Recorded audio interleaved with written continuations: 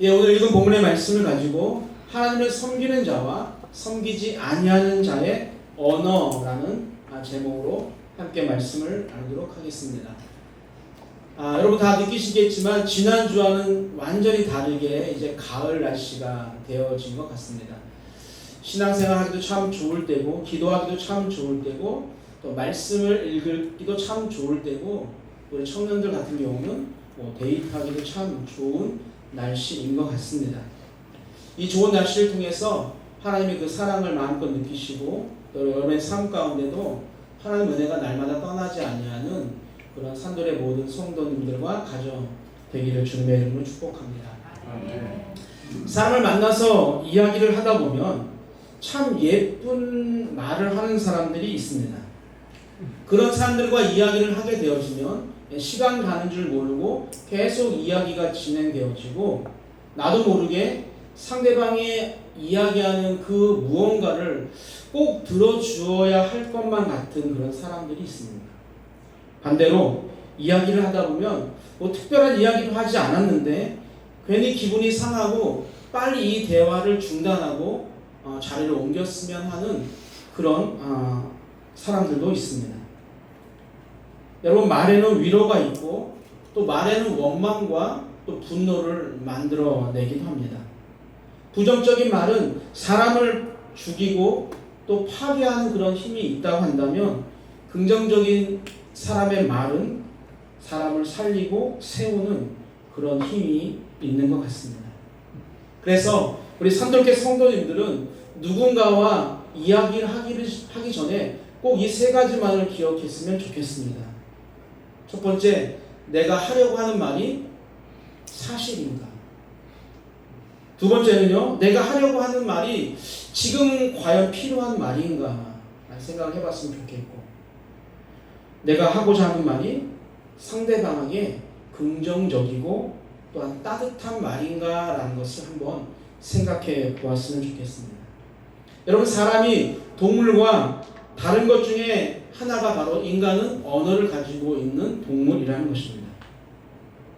그러나 언어는 인간에게 주어진 특권이기도 하지만 동시에 또한 책임도 있다라는 것이죠. 그래서 우리는 말을 하기 전에 한 번 더 생각해보는 지혜가 있어야 합니다. 내 마음속에 우욱하는 것이 있을 때 바로 내뱉는 것이 아니라 속으로 하나, 둘, 셋을 한번 세보면 우리의 관계가 지금과는 조금은 다른 관계를 가지게 될 것입니다. 성경도 우리의 말이 얼마나 중요한지를 말하고 있는데요. 마태복음 12장 36절과 37절인데 쉬운 성경으로 보겠습니다. 함께 읽겠습니다. 내가 너에게 말한다. 사람이 무심코 내뱉은 사소한 말이라도 심판의 날에는 책임을 져야 한다. 내 말에 근거하여 네가 의롭다고 판정을 받을 수도 있고 죄가 있다고 판정을 받을 수도 있다. 아멘. 여러분, 내가 무심코 내뱉은 그 사소한 말 때문에 어떻게 된다고 합니까? 심판 날에 책임을 져야 한다고 합니다. 우리의 말이 근거가 돼서 나를 의롭다라고 판정을 받을 수도 있고, 반대로 우리의 말로 죄가 있다고 판정을 받을 수도 있다는 것이죠. 말이 얼마나 중요한지를 잘 표현하는 것입니다. 여러분, 한번 내뱉은 말은 주워 담을 수 없기 때문에 우리는 늘 신중해야 합니다. 남녀 간에도 그렇고 친구 간에도 그렇고 또 목회자와 성도 간에도 우리는 늘 언어에 조심을 생각을 해야 합니다. 말로 상처를 준 사람은 잊어버리고 잊고 살아갈 수 있지만, 그 말에 큰 상처를 입은 사람들은요, 평생 그 상처의 말을 가슴에 품고 살아가는 경우들이 많아요. 그래서 TV에 상담하는 그런 이야기를 듣다 보면 한 사람은 별 의미 없이 한 말이지만 그 말을 들은 사람이 그 언어 한마디로 인해서 평생 동안 힘들고 어렵게 살아간다라고 하는 것을 이야기하는 것을 종종 볼 수가 있습니다. 말라기서는 예수님이 오시기 약 430년 전에 이스라엘 백성들이 영적으로 굉장히 피폐한 그런 상황 속에서 기록되어진 책입니다. 이스라엘 백성들은 하나님이 선택하신 그 선민이라고 하는 언약 백성임에도 불구하고 축복을 경험하지 못한 그런 삶을 살고 있었어요. 그런 이유를 이렇게 성경은 이야기합니다. 말라기서 1장 7절과 8절입니다. 함께 읽겠습니다. 너희가 더러운 떡을 나의 제단에 드리고도 말하기를 우리가 어떻게 주를 더럽게 하였나이까 하는도다. 이는 너희가 여호와의 식탁은 경멸히 여길 것이라 말하기 때문이라. 만군의 여호와가 이르노라. 너희가 눈먼 희생 제물을 바치는 것이 어찌 악하지 아니하며 저는 것 병든 것을 드리는 것이 어찌 악하지 아니하냐. 이제 그것을 너희 총독에게 드려보라. 그가 너를 기뻐하겠으며 너를 받아주겠느냐. 아멘. 말라기가 기록된 시대를 보면 제사장들은 물론이거냐 모든 백성들이 하나님을 멸시하며 살아가고 있는 것을 알 수가 있습니다. 이제 2주 후면 우리 여성분들이 가장 싫어할 수도 있는 그런 추석 명절이 됩니다. 지금은 그렇지 않지만 불과 5, 60년 전만 해도 음력으로 5월, 6월 정도 되어지면 지난해 추수했던 그 쌀이 다 떨어져서 익지 않은 보리를 베어 먹고 또 나무 껍질을 벗겨 먹을 정도로 사는 것이 힘들었습니다. 우리 권사님들은 다 아실 거예요. 저만 해도 그런 것을 경험해 보지는 못했습니다. 그럼에도 조상들에게 제사를 드릴 때만큼은 가장 좋은 것을 드렸죠. 내가 못 먹어도 고기를 올리고 내가 못 먹는 모든 것들을 이렇게 올렸던 그런 삶을 우리는 살았습니다. 그런데 이스라엘 백성들은 만왕의 왕이신 그 하나님께 제사를 드리는데 당시 제사장들이 오늘 읽은 말씀을 보면 더러운 떡을 제단에 드렸다라고 오늘 말씀하고 있습니다. 여러분, 더러운 떡이라는 것은요, 오래돼서 곰팡이가 피어있는 그런 진설병일 수도 있고, 또한 먼저 우상에게 드린 떡을 다시 가지고 와서 하나님의 제단에 드린 떡일 수도 있습니다.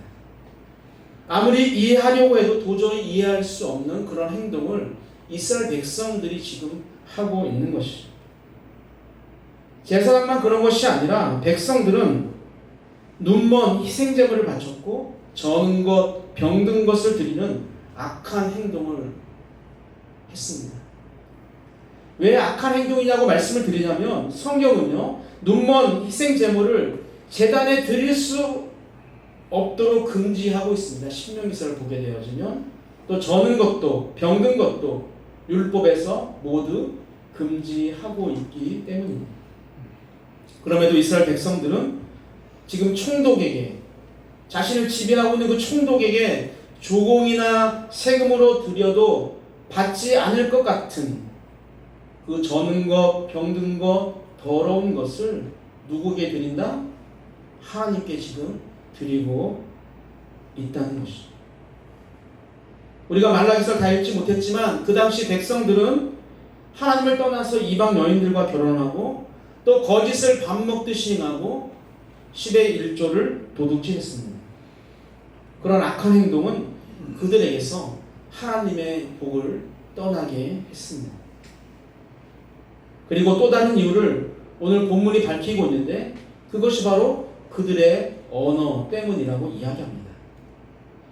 당시 이스라엘 백성들의 말은 매우 거칠었고 또 변명과 원망과 비난으로 가득했습니다. 그런데 더욱 안타까운 것은 하나님을 대적하는 말, 하나님을 비난하는 말을 하면서도 자기가 하나님을 대적했다는 것을 모른다는 것이죠. 만약에 알기라도 한다면 고칠 수 있는데 전혀 알지 못했습니다. 오늘 본문이죠. 13절입니다. 함께 읽겠습니다. 여호와가 이르노라. 너희가 완악한 말로 나를 대적하고도 이르기를 우리가 무슨 말로 주를 대적하였나이까 하는도다. 아멘. 여러분, 하나님에게 지금 완악한 말, 즉 거친 말로 하나님을 욕보이면서도 그런 말을 한 적이 없다라고 우기고 있다는 거예요. 오히려 무엇이라고 이야기합니까? 우리가 무슨 말로 주님을 대적했는지 한번 당신이 말씀해 보라라고 지금 따져 묻고 있는 것입니다. 자신들이 무슨 말을 하고 있는지 모르거나 또 무슨 말을 했는지 알고 있지만 그들의 마음이 닫혀 있어서 완악해져서 자신들이 한 말이 하나님을 괴롭게 하고 하나님을 대적한다라는 그 사실을 깨닫지 못할 정도로 그들이 영적으로 아주 심각한 병에 걸려 있는 것입니다. 교회를 다니는 사람은 모두가 하나님을 섬긴다라고 이야기합니다. 그런데 성경을 보면 곡식과 그 가라지 비유를 통해서 가라지가 있다라고 우리에게 이야기합니다. 우리 산돌교회는 없겠지만 우리가 신앙생활 한다라고 하는 그 많은 무리들 가운데 가라지가 있을 수도 있다는 것이죠. 그렇다면 하나님을 섬기는 자와 섬기지 않는 자를 우리는 어떻게 구분할 수 있을까요? 먼저 여러분에게 질문하겠습니다. 여러분은 하나님을 섬기는 자입니까? 그럼 어떻게 증명할 수 있죠? 어떻게 내가 하나님을 섬기는 자인지를 우리가 증명할 수 있습니까? 뭐 여러 가지 답이 나올 수 있겠죠. 그 중에 하나가 오늘 제가 말씀드리고 싶은, 내가 평소에 하는 말이 하나님을 섬기는 자의 말인지 하나님을 섬기지 아니하는 자의 말인지를 우리가 보면 알 수 있다. 오늘 말씀을 통해서 과연 나는 어떤 사람인지를 깨닫게 되는 그런 시간이 되길 소망합니다. 먼저 하나님을 섬기지 않는 자의 특징은요, 하나님을 대적하는 말을 한다는 거예요. 우리 14절을 읽겠습니다. 이는 너희가 말하기를 하나님을 섬기는 것이 헛되니 만군의 여호와 앞에서 그 명령을 지키며 슬프게 행하는 것이 무엇이 유익하리요. 아멘. 지금 이스라엘 백성들은 하나님을 섬겨도 유익한 것이 하나도 없다라는 그런 사상에 젖어 있었고, 또 하나님 앞에서 명령을 지키면서 슬픈 모습으로, 애곡하는 모습으로 예배를 드리면 무엇인가 획기적인 반응, 내가 원하는 그런 축복의 시간이 하나님으로부터 반드시 나올 것이라고 생각했던 것 같습니다. 여러분, 슬프게라는 이 단어는요, 사람이 죽거나 또 그와 유사한 일이 벌어졌을 때 침울한 표정으로 슬픈 모습을 하고 다니는 것을 말합니다.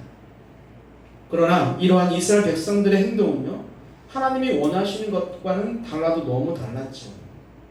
그래서 하나님은 그들에게 아무런 반응도 하지 않으신 겁니다.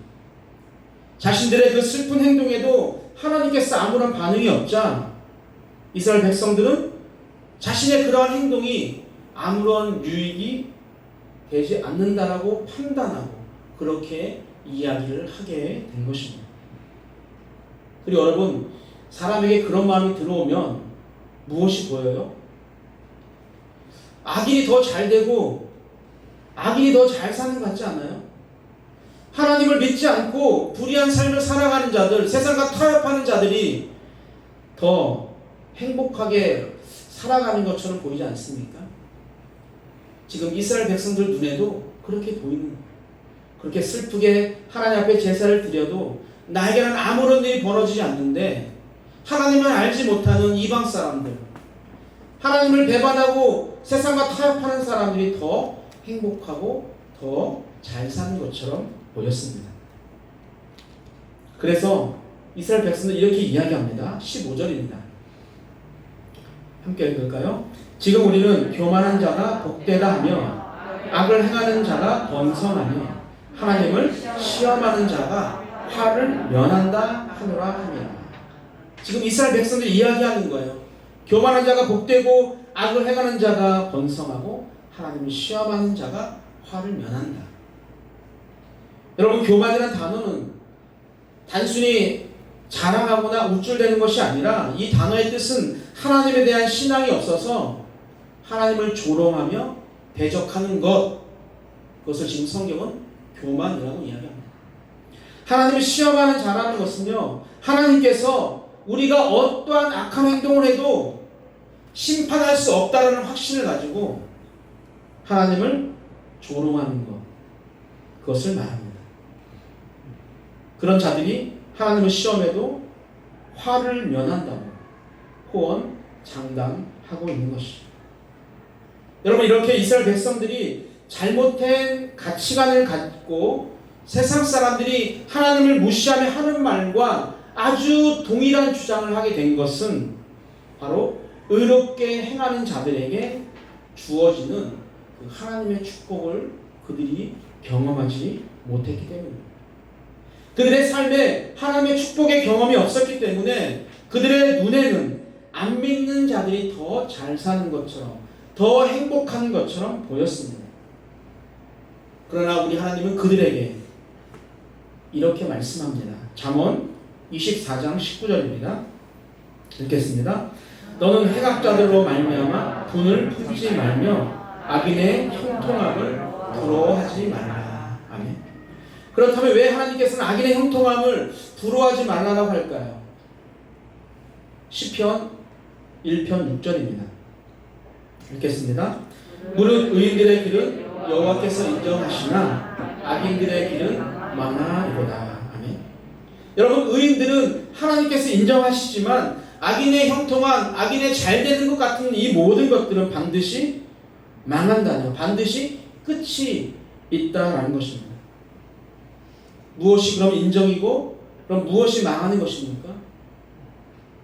하나님이 나를 알아주면, 나의 믿음을 알아주면 그것이 인정인 거예요. 하나님이 인정하지 않으시면 아무리 내가 재산이 많고 아무리 오래 살고 아무리 명예를 가지고 내가 높은 지위를 가지고 산다고 하더라도 결국은 망하는 자가 된다는 것이죠. 사랑하는 우리 산돌의 성도 여러분들, 우리 인간의 눈으로, 인간의 잣대로 우리 현재의 모습을 보면서 하나님을 섬기는 것이 헛되다고 말해서는 안 됩니다. 교만한 자가 복되다고 말해서도 안 돼요. 악을 행하는 자가 번성한다고 말해서도 안 되고, 하나님을 시험하는 자가 화를 면한다라고 말해도 안 됩니다. 그런 말들은 모두 하나님을 대적하는 말들이고 하나님을 섬기지 않는, 하나님을 모르는 자들이 하는 말이기 때문입니다. 지금 나의 말은 어떻습니까? 하나님의 전능하심을 부정하면서 이 세상에 형통함이 없으면, 내 자녀들이 좋은 대학에 들어가지 못하고 좋은 곳에 취업하지 못한다고, 내 사업이 힘들고 어렵다고 모두가 헛되다고 말하고 있다면 이제는 우리는 그 말을 거두어야 합니다. 왜 그럴까요? 하나님이 인정해 주신 것이 참된 복이고 형통이기 때문입니다. 우리는 늘 그래서 그런 말을 해야 하는 것이죠. 우리는 모든 상황 속에서 주님의 은혜를 말할 수 있어야 합니다. 이것이 내가 하나님을 섬기는 자라는 증거입니다. 여러분, 이렇게 하나님을 섬기지 않는 자가 하나님을 대적하는 말을 한다고 하면, 반대로 하나님을 섬기는 자들은 어떻게 할까요? 하나님을 경외하는 말을 하겠죠. 본문에 하나님을 경외하는 말이 무엇인지 구체적으로 이야기하고 있지 않지만, 우리는 성경을 통해서 어떠한 말이 하나님을 경외하는 말인지, 하나님을 경외했던 자들을 보면 우리는 알 수 있습니다. 하나님을 경외했던 대표적인 사람 중 하나, 욥의 고백입니다. 욥기 1장 21절입니다. 읽겠습니다. 내가 모태에서 알몸으로 나왔사온즉 또한 알몸이 그리로 돌아가올지라. 주시니도 여호와시요 거두시니도 여호와시오니 여호와의 이름이 찬송을 받으실지니이다.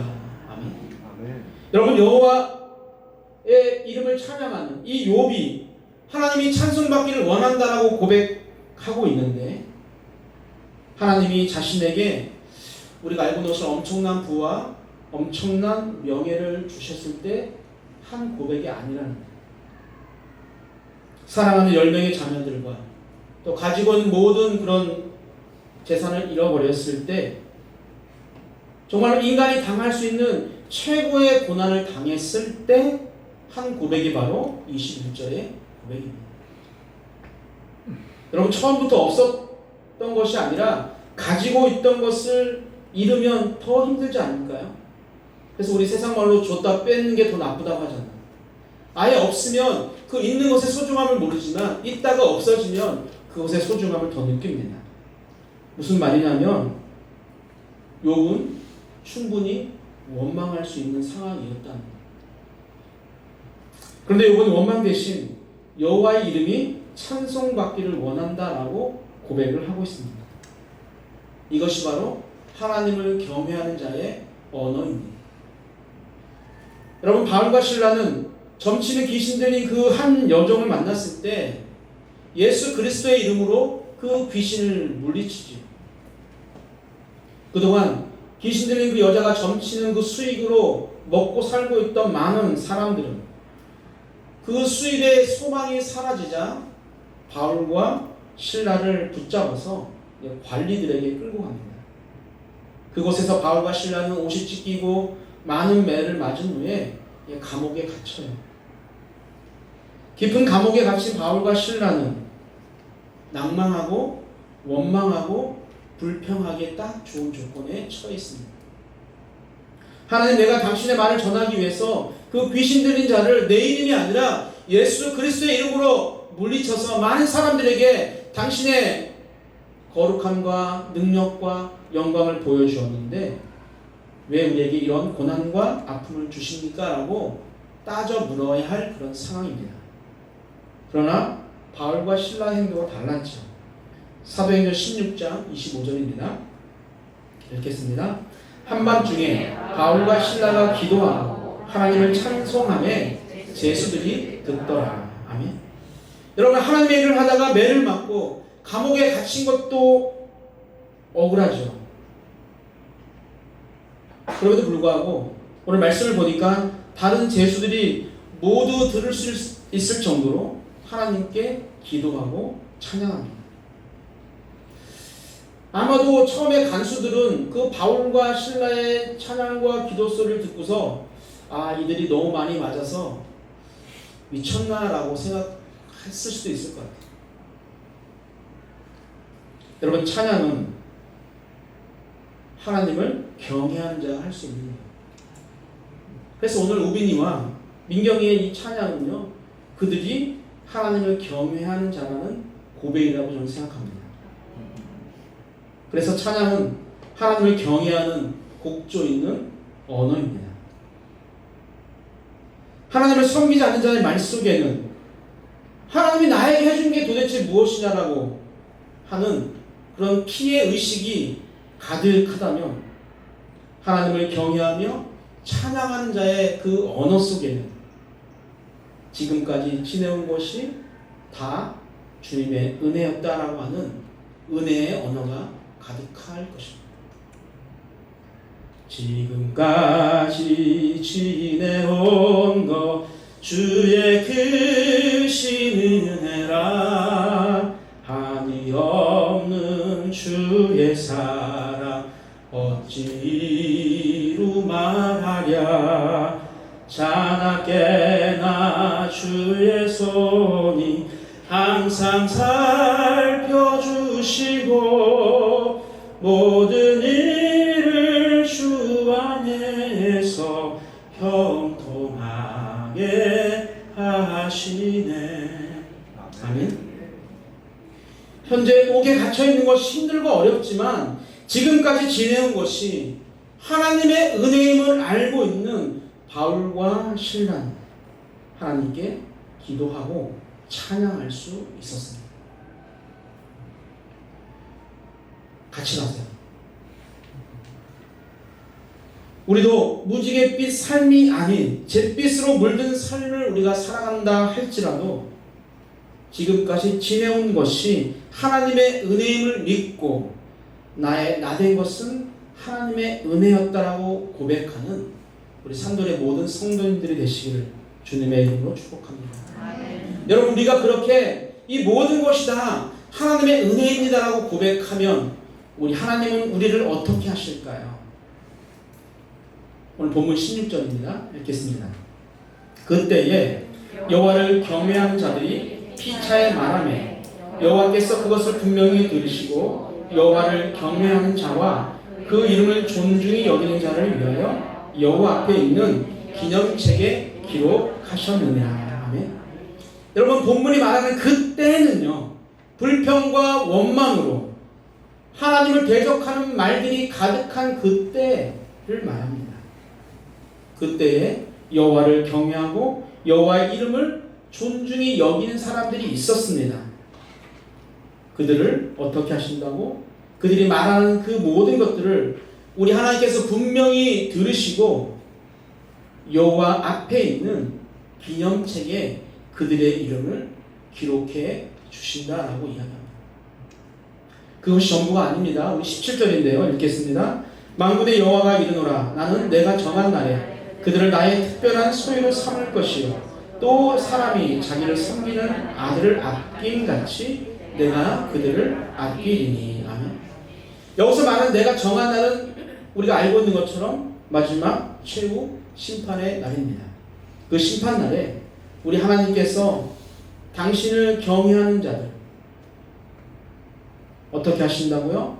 특별한 소유로 삼으시고 또 부모가 자녀를 아끼듯이 아낌없이 아껴주시고 또 불쌍히 여겨주시겠다라고 약속합니다. 그것뿐만이 아닙니다. 또 다른 약속을 해주시는데 말라기 4장 2절입니다. 읽겠습니다. 내 이름을 경외하는 너희에게는 공의로운 해가 떠올라서 치료하는 광선을 비추리니 너희가 나가서 외양간에서 나온 송아지 같이 뛰리라. 아멘. 영육간의 강건함을 통해서 우리의 영과 육을 완전하게 치료해 주셔서 외양간에 곱비 풀린 그 송아지처럼 마음껏 뛰게 해 주시겠다는 것. 우리 사랑하는 선들의 성도 여러분들, 하나님은요 우리의 모든 말을 다 들으세요.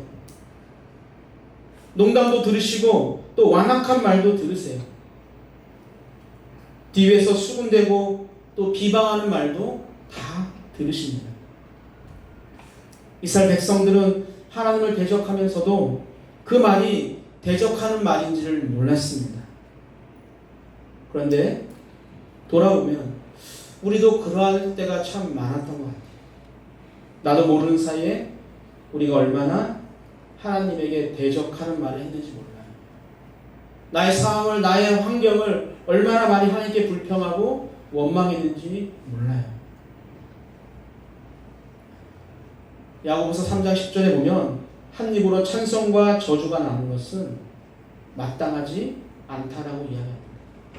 우리의 입을 통해서 지금 이 순간 우리가 하나님을 찬양하는데 예배가 끝나고 나가서 세상에서 이 입을 통해서 사람을 저주하는 것은 옳지 않다는, 그렇게 해서는 안 된다는 것이죠. 우리는 하나님을 섬기는 자입니다. 하나님을 섬기는 자의 언어로 우리는 바뀌어야만 합니다. 혹시 하나님을 대적하는 말을 했다면 이제는 우리가 하나님을 경외하는 그 말로, 그 언어로 바꿔야 합니다. 원망의 말이 아닌 찬양의 말로 바뀌어야 되고 불평의 말이 아닌 감사의 언어로 우리의 언어가 바뀌어야 합니다. 그래서 여러분의 말이 하나님 앞에 있는 그 생명책에 기록되고 하나님의 특별한 소유가 되고 영육간의 강건함으로 외양간에서 나온 송아지처럼 기뻐 뛸 수 있는, 마음껏 활동할 수 있는 그런 은혜를 누리시기를 주님의 이름으로 축복합니다.